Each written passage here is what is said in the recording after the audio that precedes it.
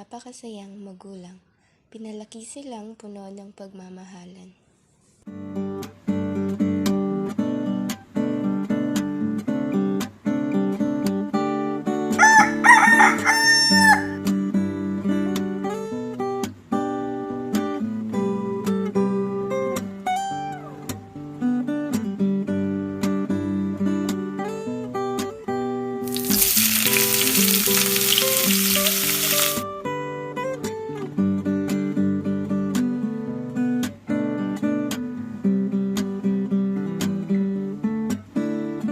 Ito pala yung mga paborito ng anak ko, lalong-lalo na si Marlon.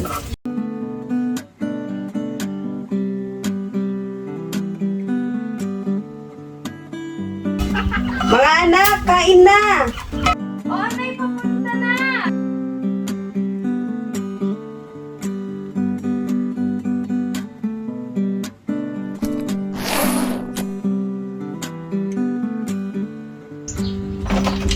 Saglit lang, Nay! Papunta na po!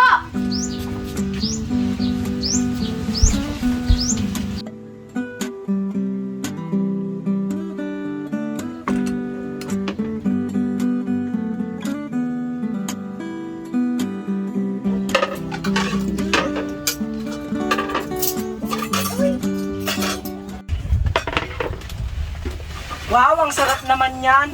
Nakakatakam naman yan. Paborito ko yan. Kain na tayo, gutom na ako. Dalihan niyo mga anak, malilate na kayo nung oras na. Sige po, Nay.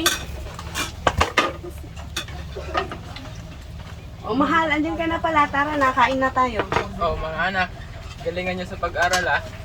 Sige po, Tay. Maasahan po ninyo kami. Tama. Mahilig si Marlon na panoorin ang kanyang tiyo sa paggawa ng mga bike o tinatawag na mekaniko. Kaya dahil sa kagustuhan niyang matuto ay nagpaturo siya hanggang sa siya ay natuto.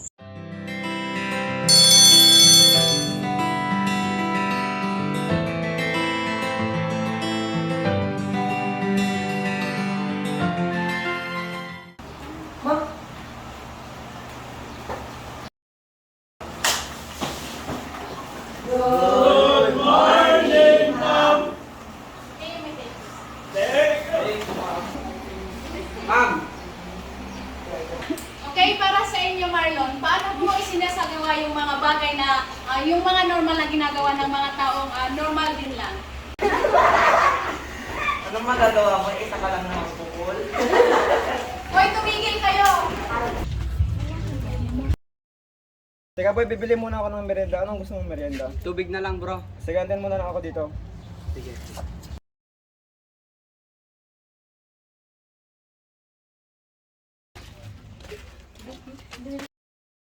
Yan! Ang ginagawa mo dyan? Wala ka na pa, harang-harang ka pa. Kita mo danay, parang-harang ka. Pangit-pangit mo na nga. Oo nga. Bukol. Tulog ka nga. Ayos ka lang boy? Oo, bro. Hayaan mo na. Okay lang yan. Ayan mo na sila, ganun talaga sila. Oo, bro.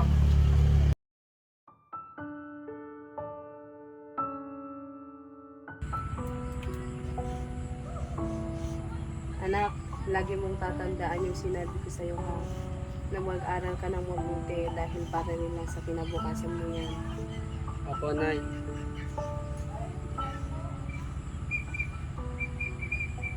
Tita Marlon! Apo! Ano yan? Tito Marlon, tulungan mo nga ako mag-ayos ng bike. Ah, sige. Pakikuhan na lang yung tools dito. Paabot niya ako ng labi. Ito na po.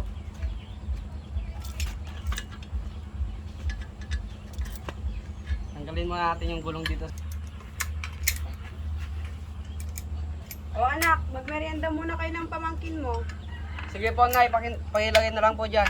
Salamat po.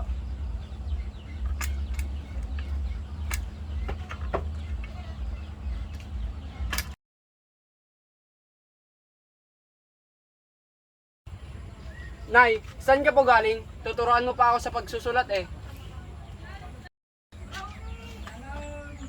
Galing akong bumili ng paborito mong ulam anak na itlog at tuyo doon kila Aling Mercedes. At ito ang ulamin nyo bukas na pang-umagahan bago kayo pumasok sa paaralan.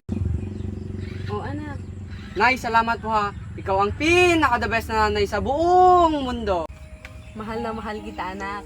Kaya yung mapapayo ko lang sa'yo, mag-aaral ka ng mabuti dahil para rin lang sa'yo yan.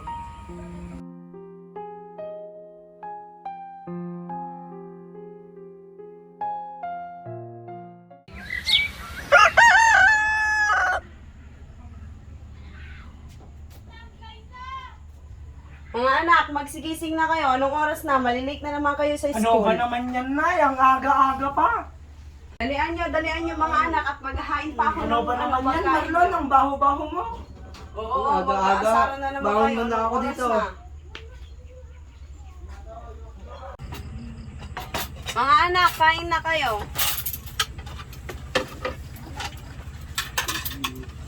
Aurea, halika na dito. Tulungan mo ako. Sige po, Nay. Papunta na po. Dalian mo na. Malilate ka na naman. Anong oras na? 5:30 na. Maglalakad ka pa papuntang school. Sensya na po, Nay. Nay, manalangin muna tayo bago kumain. Sige anak. Ama, maraming salamat po sa pagkain na to. Sana po ito pang magsilbing gabay at proteksyon sa araw nito. Amen. Amen! Yay! Kain na! O mga anak, may nakuhang kamote ang tatay niyo. Ito muna ang baubaunin niya ha. Salamat po, Nay. Sige po, Nay. Pasok na po kami. Sige mga anak. Dito na po kami. O Marlon anak, ba't naiwan ka? Sino hinihintay mo? Sino pa ba, Nay? Ito yung kaibigan kong si Frederick. Ah, ganun ba? O, andyan na pala siya. Mano po, tita? Tita, pasok na po kami ni Sige Marlon. mga anak. Ingatan mo yung pogi mong kaibigan ha. Oo naman, tita. Punta na pa kami, Nay. Sige, mag-ingat kayo mga anak. Anong oras na? Nakalimutan ko naman na ayusin tong mga to.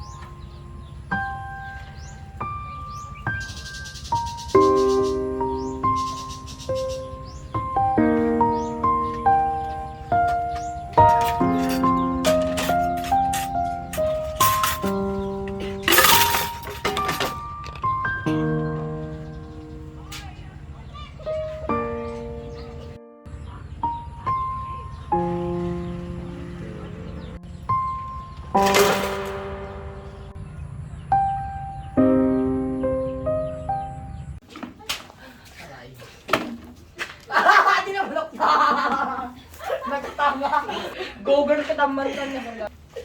Naman, girl. Tulungan na kita. Ya, kamote yung baon niya. Kadiri.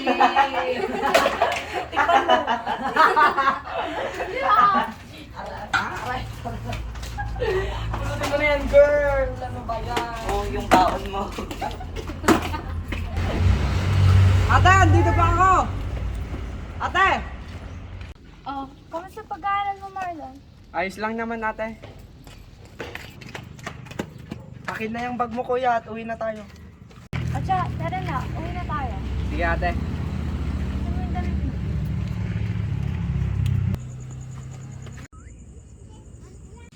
Pero masyado ba mabigat si Marlon?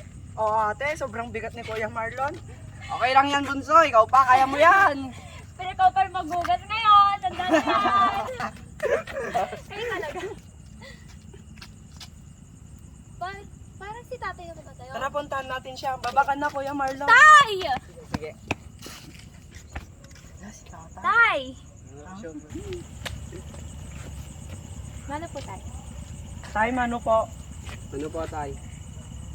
O, Tay, parang malungkot ka. Parang nawalan ka ng 5 alagang baboy, ah. Uy, kayo talaga. Pero, Tay, bakit po kayo napakalungkot ngayon? Asan po si nanay? Yung nanay niya. Wala na siya. Tay, wala na yung nanay. Tay! Totoo ba yan, Tay? Si nanay, Tay! Tay naman!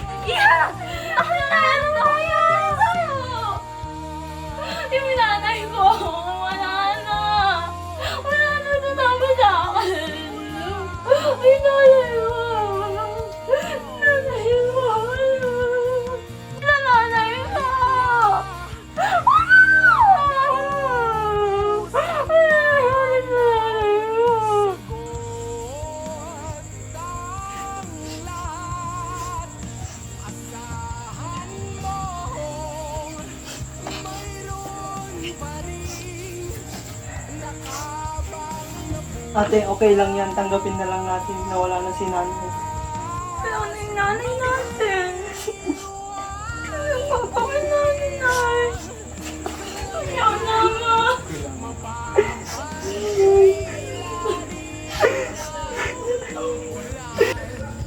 Hi, Nay. Kumusta na po kayo dyan? Nay, namimiss na po namin kayo ng sobra. Nay, huwag kang mag-alala. Nasa maayos kaming kalagayan. Opo nga, Nay eh. Nag-aaral po kami ng maayos kahit anong sabi ninyo. Huwag po kayong mag-alala, Nay. Okay naman po si Marlon po sa amin. Kayang-kaya po namin to.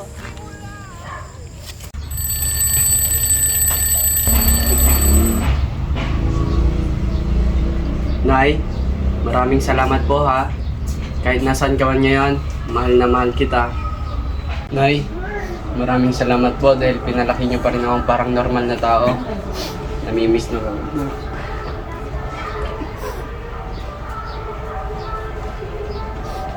Nay, lagi ko pong tatandaan mga payo mo sa akin. Maraming salamat po, Nay.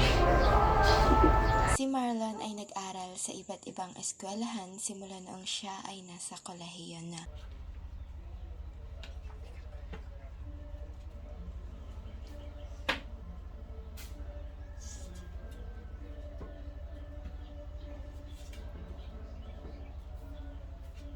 Tay, maupo muna kayo. Oh, tay. Ate, paabot niya ng tubig si tatay. Sige, sandali lang. Sige po, ate.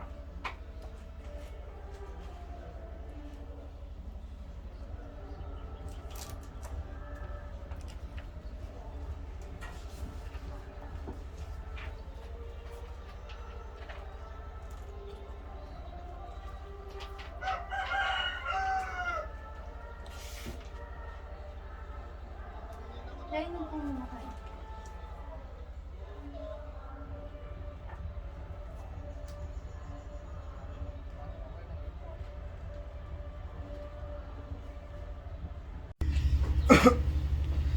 Darating ang tita nyo dito, mga anak.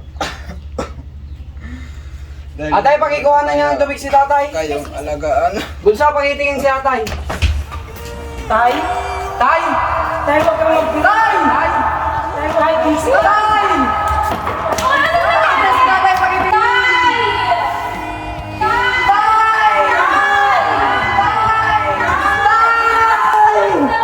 Ano kasing nangyari? Nay, Tay, kumusta na po kayo dyan? Nay, tay, mahal na mahal po namin kayo. Nay, tay, huwag po kayong mag-alala. Nasa maayos naman po kaming kalagayan. Nay, gaya ng pinangako namin sa inyo, mag-aaral po kami ng mabuti at makapagtapos po ng maayos at makuha po ng mataas na profession. Huwag po kayong mag-alala. Dinadala po namin ang inyong mga payo.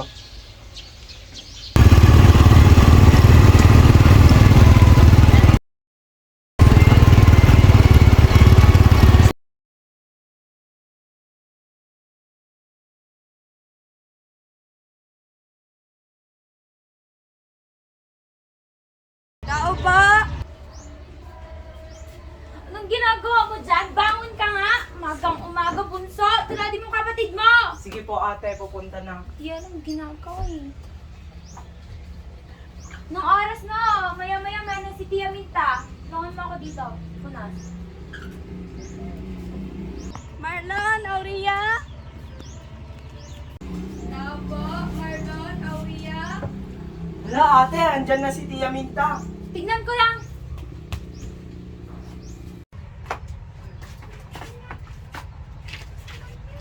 Manang po, Tia. Magandang araw po. Samahan ko na po kayo sa loob. Ayusin po yung mga gamit.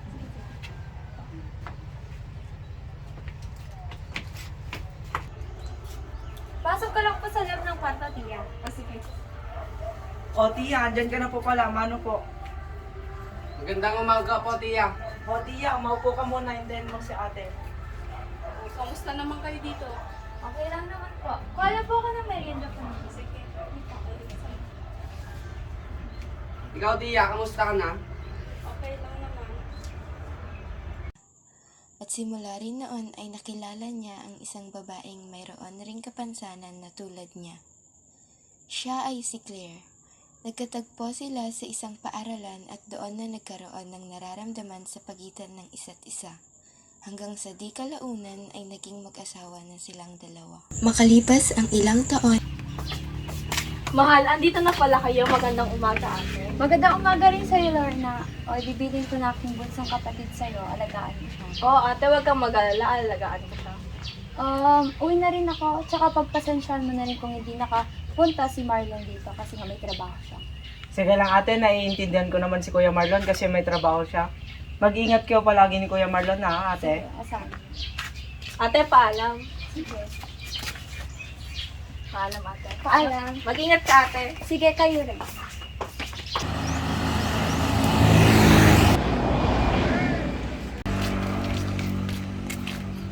Ate, mag-ingat ka. Mamimiss ka namin.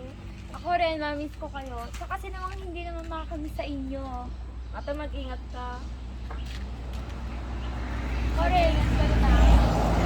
Oo naman. Ikaw rin. Mag-ingat ka doon ate ha. Mamimiss ka namin. Ate, mag-ingat ka doon. Mag-ingat kayo ng aking kapatid, ha? Hanggang sa muli. nagtungo siya sa kapital para mag-apply ng trabaho at kinausap si Governor Carlos Padilla na gusto niyang kahit siya ay maging isang janitor na lang. Mahal, pasagot Ngunit, nga ng tumatawag. Hindi pumayag si Carlos dahil may mas maganda na lang raw siyang ibibigay na trabaho kay Marlon. Si Sir Hanggang Carlos pala sa- ito, mahal. Ay, hello po sir. Hello. Bakit po? Ibibigay na akong trabaho sa'yo. Talaga po sir? Oo. Bukas na bukas, magsisimula ka nang magtrabaho dito sa office. Ah, sige po sir, maasahan nyo yan. Maraming salamat po. Sige, sige. Sige po.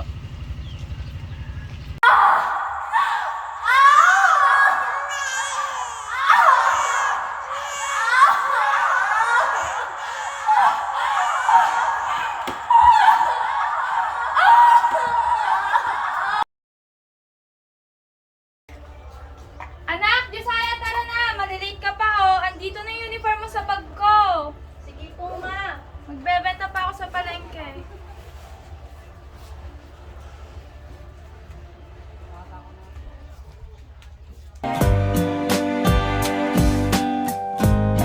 Bili na po kayo sa likod ng mga.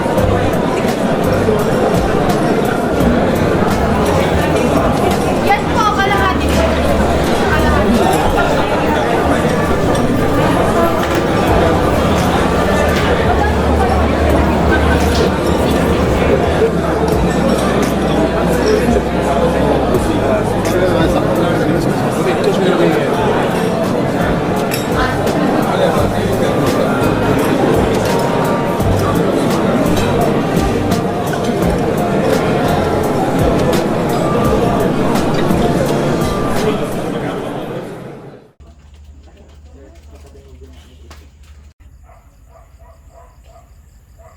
Mahal, pabot niya ng tumbler na inom ako.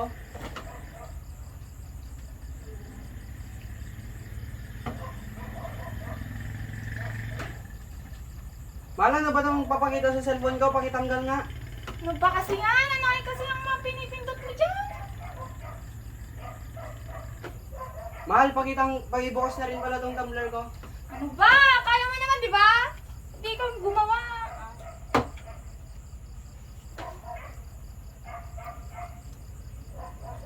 Mahal, pakiabot nga pala yung envelope ko. Ano ba yan? Utos ng utos. Ikaw gumawa. May titignan lang naman ako. Ba't nagagalit ka na naman? Maririnig na naman ng anak mo. Utos ka kasi ng utos. Kaya mo naman, di ba? Pasensya na.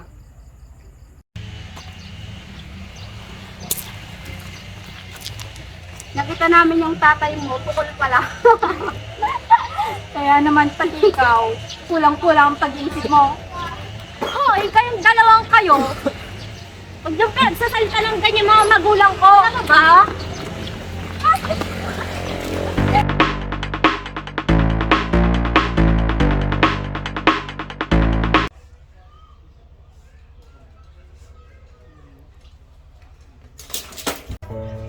Hindi na ako magpapaguli sa sinasabi nila sa akin tsaka kay tatay.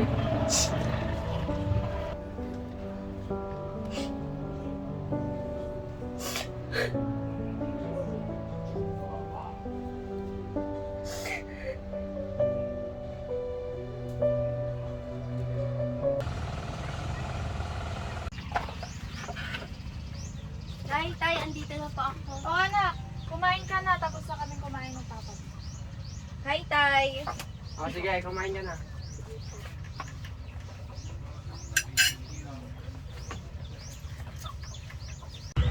Nak, kamusta ang pag-aaral?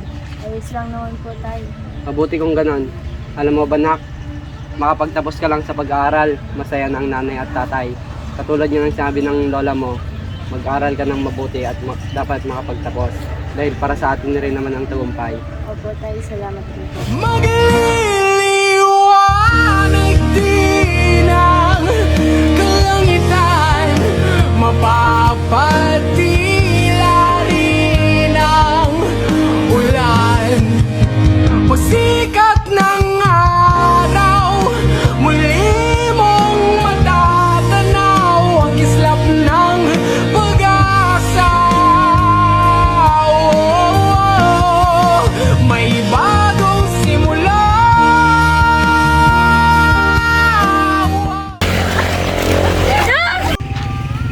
Darating ang tita niyo dito